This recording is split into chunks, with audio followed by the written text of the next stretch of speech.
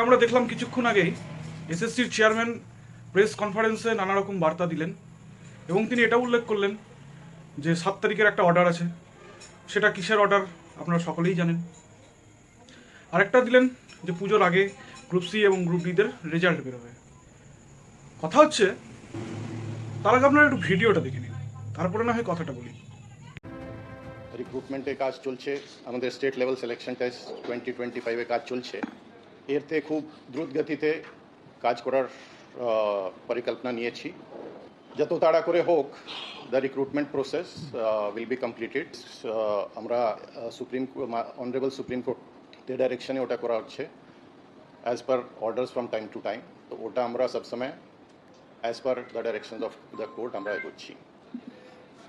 এর মধ্যে আমরা একটা নতুন নির্দেশ পেয়েছি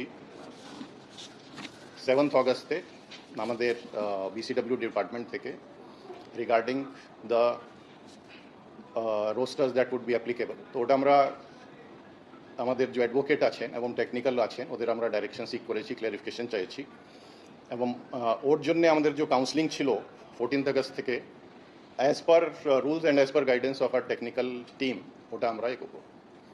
তো এটা এখন অবধি যে প্রসেস আছে এবং গ্রুপ সি গ্রুপ ডির যে আমাদের রিক্রুটমেন্ট প্রসেস আছে তারতেও আমরা তো আনসার কি দিয়ে দিয়েছিলাম।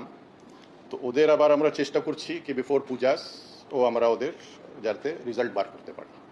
এবার বলি, তার মানে মনে হচ্ছে এই জায়গাটাই মানে আজকের যে প্রেস কনফারেন্সটা হলো দেখে মনে হচ্ছে যে হয়তো সরকার আবার হয়তো এক্সটেনশনের দিকে যেতে পারে। তবে আমি একটা কথা বলি, যাবেন অবশ্যই যান, কোনো অসুবিধা নেই। আপনারা যেটা ভালো বুঝবেন, নিখুঁত বুঝবেন সেটাই করবেন।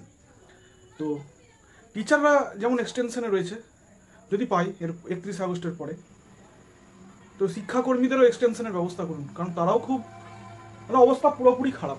মানে আর বলবো না যে এই অবস্থা আর বলবো না, অবস্থা পুরোপুরি খারাপ। যদি টিচারদের এক্সটেনশন নিতে হয় তাহলে শিক্ষাকর্মীদের এক্সটেনশনটা নিয়ে নিন, কারণ তারা বহু মাস ধরে 17 মাস, ভাবতে পারছেন 17 মাসে একটা বাচ্চা জন্ম হয়ে বড় হয়ে যায়, হাঁটতে শিখে যায়, আর আমরা 17 মাস ধরে বেতন পাচ্ছি না। বলুন তো কত আনন্দের কথা। তাই জন্য মহামান্য মুখ্যমন্ত্রীকে বলবো, মহামান্যই বলবো, যদি টিচারদের এক্সটেনশন আপনি নিতে যান যতদিনেরই জন্য হোক, অন্ততপক্ষে শিক্ষাকর্মীদেরও এক্সটেনশনটা নিয়েন। আর কিছু বলার নেই।